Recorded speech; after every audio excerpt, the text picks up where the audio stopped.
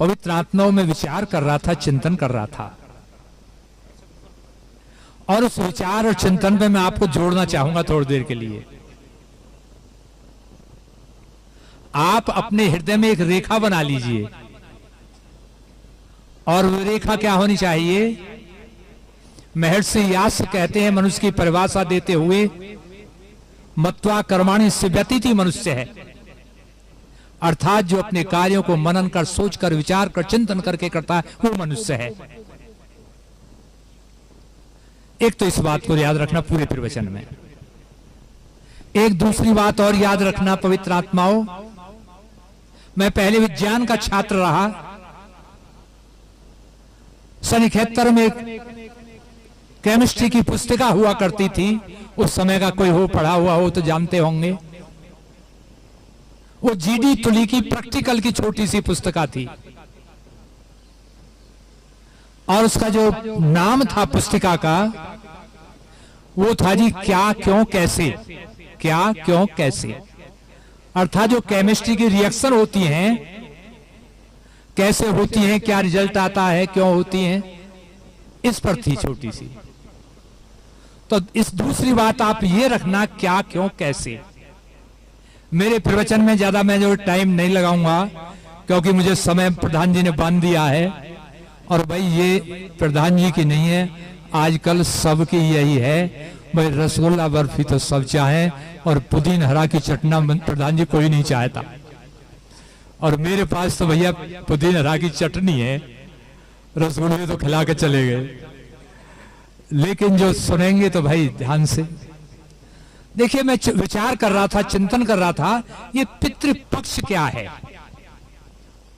देखिए मेरा जो फोकस रहेगा हर शब्द पर रहेगा, ये पितृपक्ष है क्या भला। तो मुझे बहुत देर तक इसका रिजल्ट नहीं आया जी मेरे दिमाग में।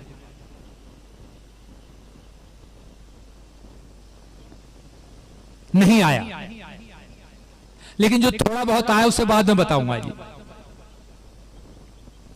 अब प्रश्न उठता है जी कि श्राद्ध का सीधा संबंध किससे है। बहुत अच्छा सुन रहे थे, माता पिता, दादा दादी। अब इनके ऊपर ज्यादा व्याख्यान में नहीं करूंगा, क्योंकि बहुत कर चुके। क्या इसके अलावा भी है श्राद्ध का संबंध? महर्षि मनु कहते हैं, अक्रोधिना शौच परा सततम ब्रह्मचारिणे एनियत शस्त्र महाभागा पितरः पूर्व देवता। पवित्र आत्मा की व्याख्या मैं नहीं करूंगा, क्योंकि बात रह जाएगी, क्योंकि साहब क्रैश कोर्स समझ लें। मैं तो चाह रहा था कि 1-1.25 घंटा मिलेगा, लेकिन मैं कुछ छोड़ूंगा इसमें। इसका अर्थ आप समझ गए होंगे। यानी इतने पितर बता दिए, जो क्रोध ना करता हो, पवित्रता अंदर भरे हुए हो, ब्रह्मचर्य का पालन करता हो। ब्रह्मचर्य का पालन केवल संक्षिप्त मत लेना जी। ब्रह्मचर्य का अर्थ है, ब्रह्म के विचार अर्थ हैं ईश्वर, वेद, ज्ञान, पौरुषत्व, पुरुषों में शुक्र, महिलाओं में रज। इसी तरीके से चर्य के विचार अर्थ हैं चिंतन, अध्ययन, उपार्जन, रक्षण। मिला दीजिए। जो मनु महाराज के यहां पर मंतव्य है, ब्रह्मचारी से मतलब है ईश्वर का चिंतन, वेद का अध्ययन, ज्ञान का उपार्जन, पौरुषत्व का रक्षण। जो ऐसा करने वाला है वो भी पितर है, जिसे शस्त्र की आवश्यकता नहीं, परिस्थितिवश रख सकते हैं। ये सब और पितर, ये सारे के सारे पितर की श्रेणी में आते हैं। ऋषि दयानंद का मंतव्य था कि हे दुनिया के लोगों, इस श्राद्ध को सीमित मत रखो, माता पिता तक ही मत रखो, कुछ फैलाओ। ऋषि दयानंद का मंतव्य था कि जो व्यक्ति धर्म, अर्थ, काम और मोक्ष कि विद्या देने वाले हैं हमें, इनकी शिक्षा देकर हमारे उद्धार में तत्पर हैं। हे दुनिया के लोग, वो सारे पितर हैं, माता पिता तो हैं ही, वो पितर हैं। पवित्र आत्मा वो लिखते हैं, आपने पढ़ा होगा सत्यार्थ प्रकाश में। सत्यार्थ प्रकाश में लिखा हुआ है कि पितर कौन कौन से होते हैं माता पिता के अतिरिक्त। वो कहते हैं नंबर 1 सोम सद है, अर्थात जो सोम यज्ञ करने वाले हैं, ईश्वर में स्थिर हैं, शांति गुण वाले हैं, वो सोम सद्वी दुनिया के लोग पितर होते हैं। आगे कहते हैं अग्निस्वात है, कहते हैं कि जो ईश्वर भौतिक अग्नि, विद्युत अग्नि, इनको जानते हैं और संसार के उपकार के लिए इन पर काम करते हैं एज ए साइंटिस्ट। ऋषि दयानंद कहते हैं कि दुनिया के लोग वही पितर हैं। आगे कहते हैं बहिर्सदय, जिन व्यक्तियों ने अपने मन और इंद्रियों पर कंट्रोल कर लिया है, ईश्वर की भक्ति में दत्त चित्त रहते हैं, वो नंबर 3 वाले पितर हैं। और आगे कहते हैं सोमपा, जो सोम यज्ञ करने वाले, सोम औषधियों का पान करने वाले और निरोग होकर दुनिया के निरोग की चिंता करने वाले, ये चौथे पितर हैं। आगे कहते हैं हविर्भुजा, अर्थात जो अग्नि हवन करने वाले हैं और यज्ञ शेष खाने वाले हैं, वो पितर हैं। और आगे कहते हैं आजप्पा, जो सात्विक भोजन करने वाले हैं, दूध दही फल फूल आदि, और इसके साथ मादक द्रव्यों से, मादक पदार्थों से दूर रहते हैं, वो भी पितर हैं। आगे कहते हैं सुकालिनः, अर्थात जो अपनी वेद विद्या के माध्यम से स्वयं की परवाह न करके और निकल जाते हैं प्रवचन करने के लिए, वो पितर हैं। और 8वां बताते हैं यम राजा, यानी जो दंड देने लायक है उसे दंड देना, और जो पुरस्कृत करने लायक है उसे पुरस्कृत करना, वो पितर है। पवित्र आत्मा और ऋषि दयानंद कहते हैं यदि मैं आपसे प्रश्न करूं कि महर्षि देव दयानंद पितर थे या नहीं, आपका क्या उत्तर होगा जी? थे। और यदि मैं अगला प्रश्न करूं कि महर्षि देव दयानंद पितर हैं या नहीं, बताइए। हैं। अब इसको हैं को यहीं छोड़ दीजिए, लास्ट में ले जाएंगे, क्योंकि मैं चाहता हूं कि बहुत ज्यादा मैटर आपको इतने कम समय में दे दूं। समय तो कम है लेकिन प्रयास करता हूं। पवित्र आत्मा में पितर का तो मामला आ गया अब समझ में। अब आती है बात श्राद्ध की, कि श्राद्ध क्या है, क्या क्यों कैसे अपने मन में रखना जी। श्राद्ध क्या है? हमारे विद्वान ऋषि कहते हैं यतेभ्य श्रद्धया क्रियते तत्श्राद्धम, अर्थात जो माता पिता व अन्य इन सब पितरों की श्रद्धा पूर्वक सेवा करना है, वो श्राद्ध है जी। अब इसमें 2 शब्द आ गए जी, एक श्राद्ध आ गया और एक श्रद्धा आ गई। विचार कीजिए, चिंतन कीजिए। यदि मैं आपसे प्रश्न करूं कि पहले श्रद्धा को लाना है या श्राद्ध को लाना है? श्रद्धा को लाना। बहुत सुंदर। योगीराज श्री कृष्ण गीता के 4थे अध्याय के 39वें श्लोक में कहते हैं श्रद्धावान लभते ज्ञानम तत्परः संयतीन्द्रिय ज्ञानम लब्ध्वा पराम शांतिम आचरेण अधिगच्छति। अर्थात समझ गए होगे, श्रद्धावान व्यक्ति ज्ञान को प्राप्त करता है और ज्ञान प्राप्त करके वह शीघ्र ही शांति को प्राप्त कर लेता है। तो कहने का अभिप्राय यह कि श्रद्धा पहले है, योगीराज श्री कृष्ण कह रहे हैं। और योगीराज श्री कृष्ण ने अपनी बात नहीं कही है, उन्होंने भी वेदों की बात कही है। पवित्र आत्माओं, यजुर्वेद के 19वें अध्याय का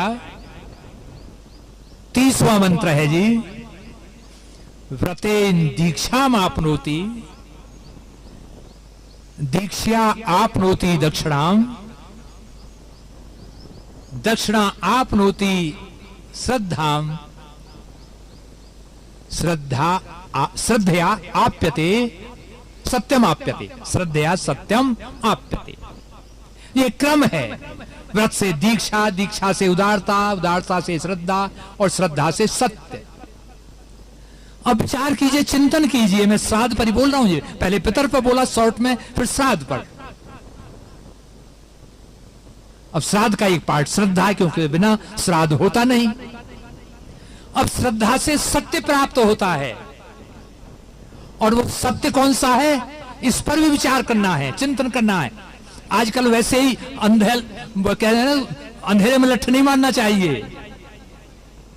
यहां पर सत्य बहुत गहरा अर्थ लिए हुए है, क्योंकि यदि इसके सत्य के साथ कुछ और लगा देते तो छंद डिस्टर्ब हो जाता, इसलिए शॉर्ट में सत्य कह दिया।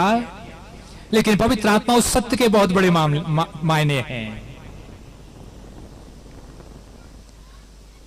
अथर्ववेद के 12वें अध्याय के पहले सूक्त का पहला मंत्र है, बृहद सत्यामृतम उग्रम दीक्षा तपो ब्रह्म यज्ञ प्रतिधारयन्ति सानोभूतस्य भव्यस्य पतन लोकम पृथ्वी ने कृणोतु।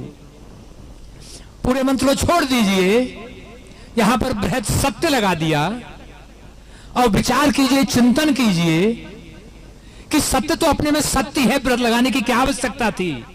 विचार करो, चिंतन करो अपने अंदर। पवित्र आत्माओं, शायद हमारे ऋषियों को, परमपिता परमात्मा को यह पता था कि यदि इस बार हुए कांड के इस पहले मंत्र में यदि हमने बृहद नहीं लगाया तो मानव तो स्वार्थी होता है, कहीं पथ से विचलित ना हो जाए, इसलिए वो बृहद लगा दिया।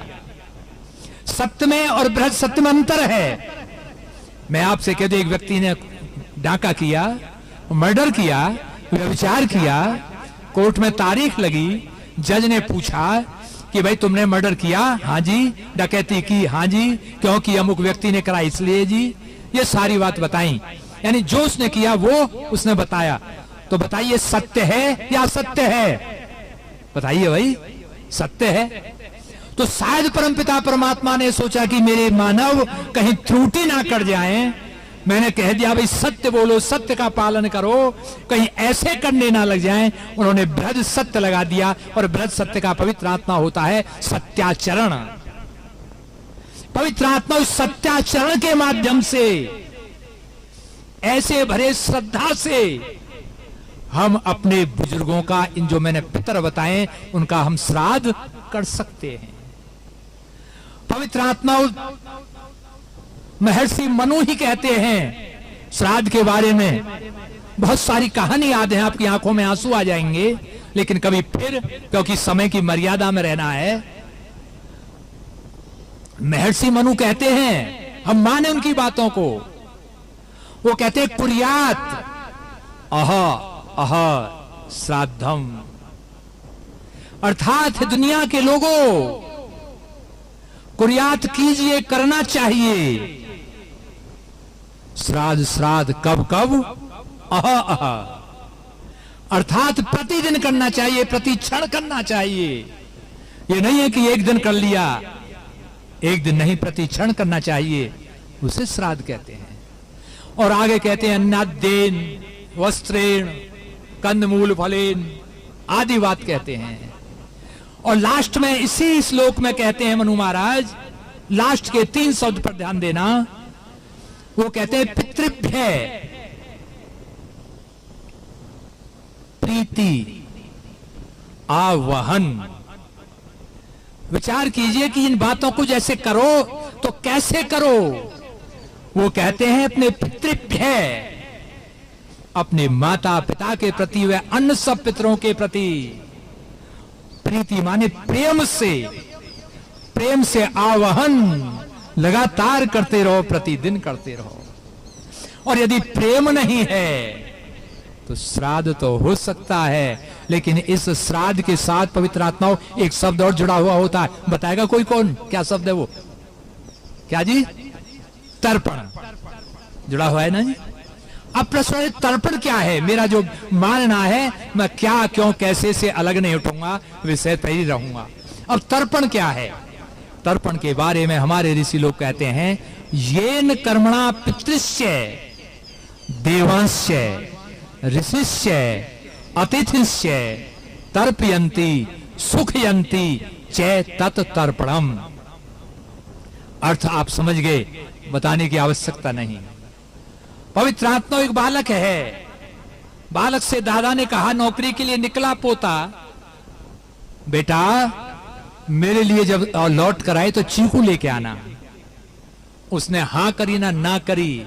पवित्र आत्मा ऐसे तर्पण करना, ना हां करी ना करी, निकल गया। शाम को आता है नौकरी से, 1 किलो चीकू जो सबसे महंगे थे, साफ सुथरे थे, वो लेकर आया और ला करके अपने दादा के सिराने पर रखते हुए कहता, ले बुढ़े मर, इसकी तो जीभ चट्टो हो गई है। पवित्र आत्मा विचार करो, चिंतन करो। इसमें श्राद्ध का थोड़ा बहुत पार्ट हो सकता है, लेकिन तर्पण नहीं रहा। आज आवश्यकता है श्राद्ध के साथ तर्पण की भी। यदि तर्पण नहीं किया तो मनु महाराज जो कह रहे हैं पितृभ्य प्रीतिम आवहन, वो पार्ट अधूरा रह जाएगा। इस तरीके से हमें श्राद्ध करना चाहिए। पवित्र आत्मा माता पिता कुछ नहीं चाहते संतान से। आचार्य मंच पर बैठे हुए हैं, विद्यार्थी सामने बैठे हुए हैं। आचार्य ने एक प्रश्न किया, जहां मैं पिता कहूं वहां समझ लेना माता पिता दादा दादी 8 पितर आ गए, और जहां मैं पुत्र कहूं वहां समझ लेना पुत्र पुत्रवधू दामाद बेटी पौत्र पौत्री देवते देवती सभी आ गए। ये अर्थ ले लेना जी, पहले बता दे रहा हूं। आचार्य ने प्रश्न किया ब्रह्मचारियों से, पिता पुत्रेण किम विंदते, पिता पुत्र से क्या चाहता है? एक लड़का खड़ा होता है और कहता है, पिता पुत्रेण धनम विंदते, पिता पुत्र से धन चाहता है। आचार्य ने गर्दन हिला दी, मना कर दिया। फिर दूसरा खड़ा होता है, और जैसे ही दूसरा खड़ा हुआ उसने कहा, पिता पुत्रेण सम्मानम विंदते, पिता पुत्र से सम्मान चाहता है। फिर भी गर्दन हिलाई। फिर अगला खड़ा हुआ, उसने कहा, पिता पुत्रेण सेवाम विंदते, पिता पुत्र से सेवा चाहता है। पवित्र आत्मा मेरे विचार से अब कुछ बचा नहीं, और जब तीनों के लिए मना कर दिया तो फिर किसी ब्रह्मचारी की खड़े होने की हिम्मत ना हुई। अब जो आचार्य बताता है उसे सुनना, जो पुत्र की श्रेणी में है सुनना। उसने क्या कहा? आचार्य कहते तो सेकेंडरी चीजें हैं। जो पिता का तर्पण होता है मुख्य रूप से, जो पिता श्राद्ध होता है मुख्य रूप से, वो कब होता है? वो कहते हैं पिता पुत्रेण यशो विंदते, अर्थात माता पिता तुमसे क्या चाहते हैं? वो चाहते हैं कि मेरे पुत्र का, पुत्री का, दामाद का, पुत्र वधू का, पौत्र पौत्री का, देवते देवती का यश बढ़े। अगर आप यश बढ़ा रहे हो तो यही श्राद्ध है, यही तर्पण है। खाली आपने ये करते रहे कि पैर दाबते रहे, सेवा करते रहे और खुद निठल्ले रहे, अपने आगे को नहीं बढ़ाई, आगे बात उन्नति नहीं की, तो पिता और सब जितने भी पिता की श्रेणियों का कोई श्राद्ध और तर्पण नहीं है। पवित्र आत्मा विचार कीजिए, चिंतन कीजिए। अब मैं जो है बिल्कुल शॉर्ट में चल रहा हूं क्योंकि समय सीमा बांधी है। पवित्र आत्मा विचार करो, चिंतन करो। अब मैंने स्टार्टिंग की उस पर आ जाइए, पितृपक्ष पर। तो ये बताइए कि पितृपक्ष वैदिक है या अवैदिक? भाई कोई बताएगा?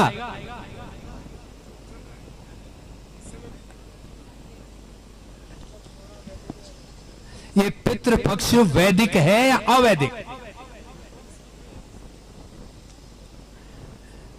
ये सही कहा, वैदिक है, वैदिक है। अब वैदिक कैसे है उसे सुने।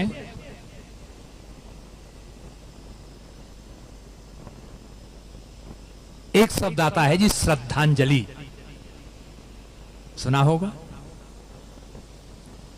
इसके अर्थों को विचार कीजिए। इसमें 3 शब्द हैं, श्रित, धा और अंजलि। श्रित का अर्थ क्या है जी? सत्य। धा का अर्थ क्या है जी? धारण करना।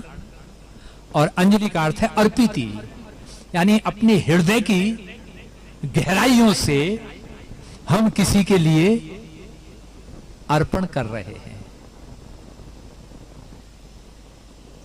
अब इन और तरीके समझिए। मेरा अर्थ है जी किताब का नहीं है। मैं जहां जाता हूं मैं अपना व्यवहार और अनुभव बोलता हूं जी, क्योंकि किताबी ज्ञान से मुझे जो है, आपने भी कई बार सुन लिया और सुनते आ रहे हैं, मैं थोड़ा सा अपना अलग चिंतन देना कि मेरी एक आदत बन गई है। और मैं व्यवहार को, सिद्धांत को साथ लेकर चलता हूं। अकेले ना व्यवहार से काम चलना, ना अकेले सिद्धांत से चलना। अब मैंने जो इसका अर्थ किया है जी, श्रित का अर्थ ज्ञान,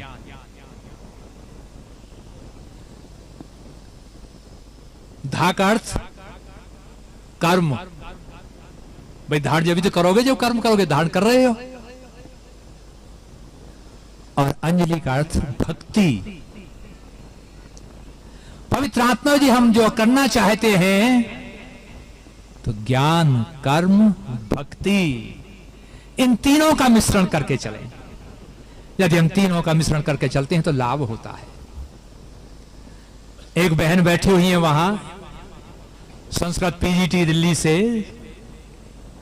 बहुत योग्य बहन है संस्कृत की। इन्होंने पढ़ा होगा, और जो और भी संस्कृत उन्होंने पढ़ा होगा। हमने एमए में पढ़ा था, एक बाण भट्ट की रचना थी जो बहुत महत्वपूर्ण। बहन जी कौन सी थी? कादम्बरी। अब उस कादम्बरी में एक सूक्ति आती है, अपुत्राणाम ने संति लोका शुभा। जुड़े रहना, अपुत्राणाम ने संति लोका शुभा। अर्थ होता है कि बिना पुत्रों के शुभ लोक की प्राप्ति नहीं होती है। और हमने ये अर्थ मान लिया जी। अब जब हम धीरे धीरे इस पर विचार किया, चिंतन किया, तो हमने ये कहा कि बाण भट्ट ने बड़ा गलत लिख दिया। अरे जिनके पुत्र नहीं है तो क्या उनकी मुक्ति नहीं होगी? उन्हें शुभलोक नहीं मिलेगा? ये बाण भट्ट ने गलत लिख दिया। लेकिन पवित्र आत्मा जो और विचार किया, चिंतन किया, जब ज्ञान की मथनी चलाई, तो फिर अर्थ निकाला कि ये तो सही लिखा है, ये तो सही लिखा है। यहां पर पुत्र से अभिप्राय, निघंटू में पुत्र के बहुत सारे अर्थ हैं, बहन जी जानती हैं। 15 पर्याय हैं, अपने है, ने है, प्रिया है, बहुत सारे हैं। तो यहां पर उनका पुत्र से अभिप्राय था पुत्र, पुत्री, देवता, देवती, यानी उनका आत्मविस्तार से मतलब था जी। बाण का आत्मविस्तार से मतलब था जी। जितने भी आत्मविस्तार हैं वो सारे पुत्र हैं। लेकिन यहां पर भी एक समस्या अटकी कि किसी का आत्मविस्तार हो ही ना, तो उसके लिए तो बड़ी समस्या भाई। तो उसे शुभलोक की क्या मुक्ति नहीं होगी? इस पर भी फिर विचार किया, चिंतन किया। अब आ जाइए थोड़ी देर के लिए महर्षि यास्क पुत्र की परिभाषा क्या करते हैं जी? पुत जमा त्रय। पुत का मतलब नरक और त्रय का मतलब रक्षा करना। अर्थात पुत्र वही है जो पिता की नरक से रक्षा कर दे। अब पवित्र आत्मा इसमें पुत्र के भी वो सारे अर्थ हैं, मान लेना। और पिता में भी जो ऋषि ध्यान ने 8 पितर गिनाए हैं वो भी हैं, जो मनु महाराज ने गिनाए वो भी हैं। अब विचार आया, चिंतन आया दिमाग में कि भाई हम तो ये कहते आए कि श्राद्ध और तर्पण जीवित का ही करना चाहिए, यही तो कहते हैं जी। और मैं आज मंच के माध्यम से कहता हूं जी कि ये श्राद्ध और तर्पण मृतकों का भी करना चाहिए। विचार करना, चिंतन करना, किताबी बात नहीं है। मरणात मनुष्य है, मत्वा कर्मणे से वित्ति मनुष्य है। मैं कहता हूं कि उनका भी करना चाहिए। अब देखिए, जीवित का तो आ गया समझ में, कैसे करें। अब प्रश्न आए कि मृतक का कैसे करें, ये समस्या आ गई जी। जो मृतक का भाई बात तो अवैदिक है कि मृतक का श्राद्ध तर्पण नहीं होता, लेकिन अवैदिक के साथ यदि व्यवहारिक दृष्टि से देखें तो करना चाहिए। अब प्रश्न उठता है कैसे करें। पवित्र आत्माओं, 2 परिवार, दोनों परिवार दूध का काम करते थे। 2-2 4-4 गाय थी। बेटों के लिए कुछ और पैसे दिए, लोन दिलाया। उन्होंने दोनों परिवारों ने 10-10 गाय करी, अच्छे दूध की, बढ़िया नस्ल की। और दोनों परिवार विदेश को चले गए। 10 साल बाद वो लौटे। अब जब 10 साल बाद लौटे तो उनके दिमाग में एक ही बात कि भाई हमें उन्हें कारोबार तो चला दिया, तो अब हम लौट रहे हैं तो उनके पास 100-100 गाय हो जाएंगी। विचार करना, चिंतन करना, 100-100 गाय हो जाएंगी। अब वो जब आते हैं तो एक परिवार जो अपने परिवार में जाता है, बहन जी से 100 गाय बड़ी अच्छी दूध देने वाली मिलती हैं। गाय तंदुरुस्त, घर खुशहाल। हाँ, शॉर्ट में कर रहा हूं जी। तो जो है, जब उनसे देखा स्थिति आकर के, उसका मन प्रसन्न हो गया, खुश हो गया, गदगद हो गया। अब जब दूसरा परिवार अपने परिवार में गया तो हम क्या देखता है कि गाय तो जरूर 20-30 तो थी, लेकिन कह देते हैं ना कि गाय में धक्का मार दे तो गिर जाए। कोई 2 किलो दूध दे रही, कोई 1 किलो दूध दे रही। अब आप विचार कीजिए, चिंतन कीजिए। पहला तो खुश हुआ, सीना चौड़ा हो गया। और जो दूसरा जो देख रहा है कि गाय ऐसी हो गई, धक्का मारने लायक ना दूध दे रही हैं, वो सुखी होगा जी दुखी होगा? दुखी होगा ना। पवित्र आत्मा, विचार कीजिए, जो मैं कह रहा था कि मृतक का भी श्राद्ध तर्पण कर सकते हैं। कैसे कर सकते हैं? एक क्रम है, एक क्रम है जी। आज जो बच्चा है वो जवान भी होगा, बूढ़ा भी होगा, इस संसार से चला भी जाएगा, और फिर संसार से जाने के बाद फिर आएगा।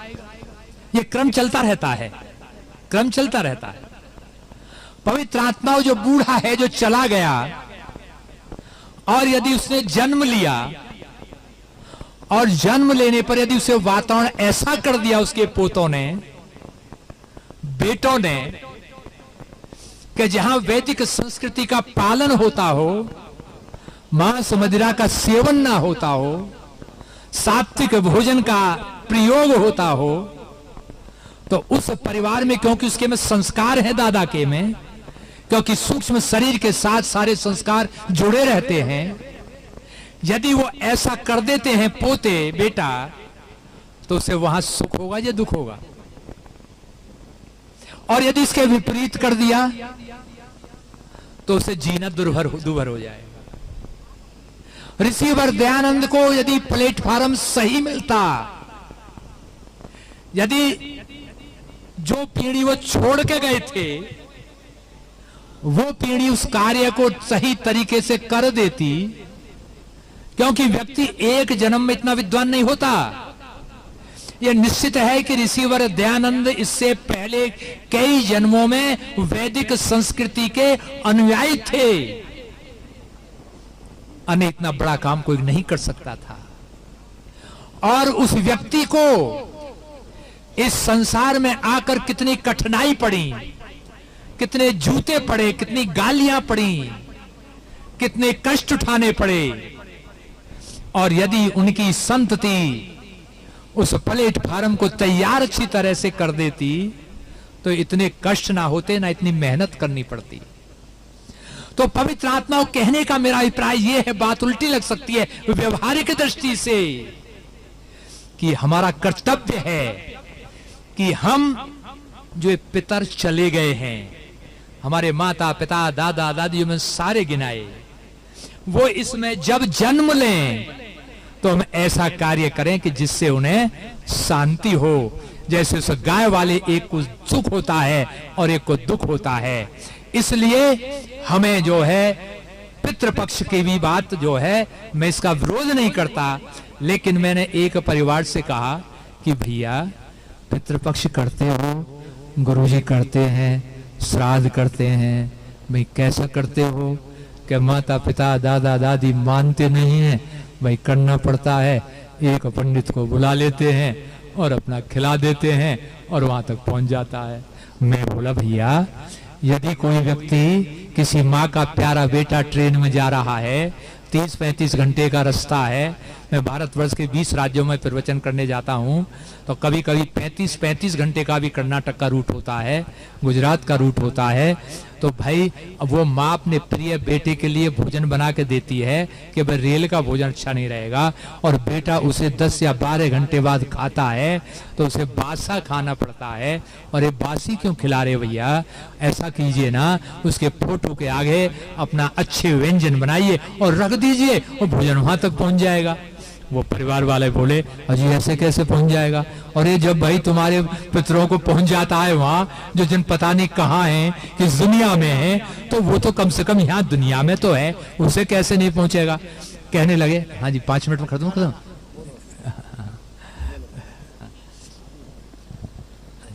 मैंने कहा भाई भैया, यदि आप जो है ऐसा कर रहे हो तो उन्हें क्या पहुंच जाएगा? तो वो कहता है, गुरुजी बात तो सही है, मैं तो मानता हूं बिल्कुल आपकी बात अक्षर से, लेकिन परिवार के नहीं मानते। तो मैंने उससे सलाह दी, और ऐसी सलाह दी कि बीच का रास्ता अपना लीजिए। पवित्र आत्मा सुनना, बीच का रास्ता, क्योंकि मैं थोड़ा सा लचीलापन भी रखता हूं।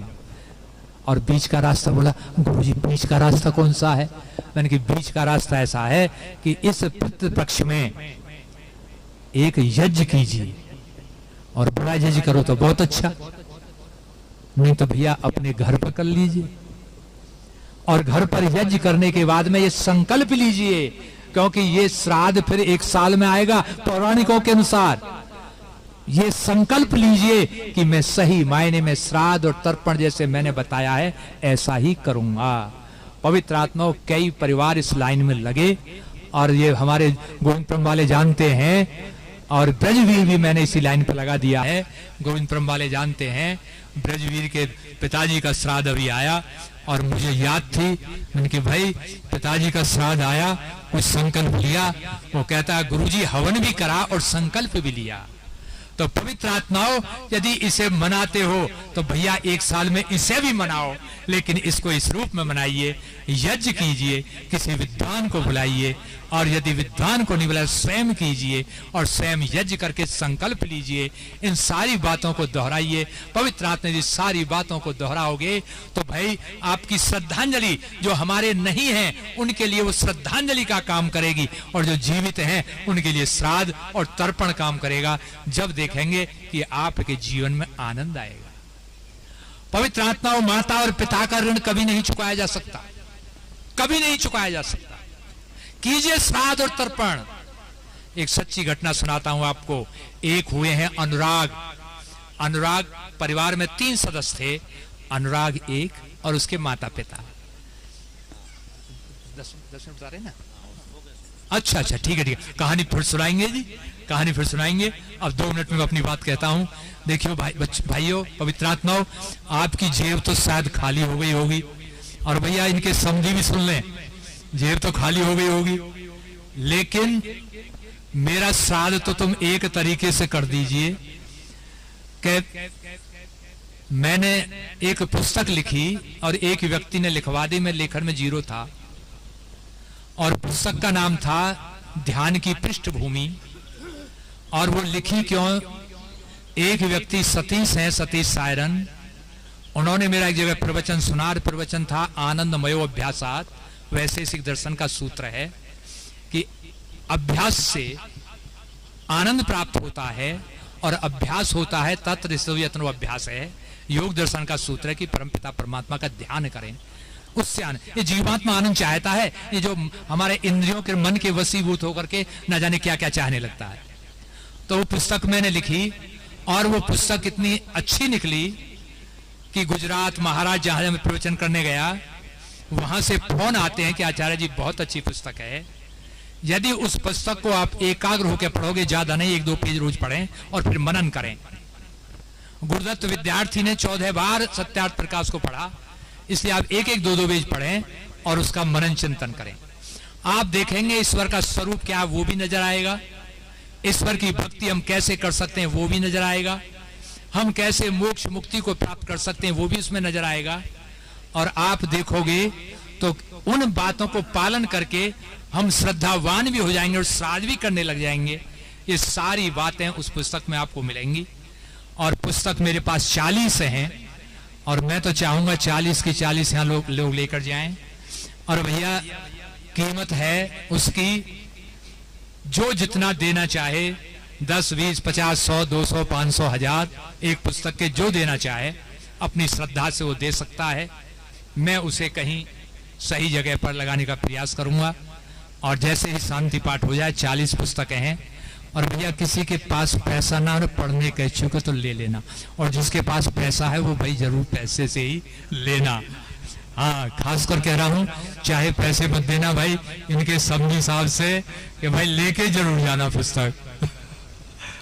और भी बहुत है, सबके नाम नहीं लूंगा, यहीं पर मैं अपनी वाणी को विराम देता हूँ। इति ओम शम। मैंने थोड़ी घसीट मारी है।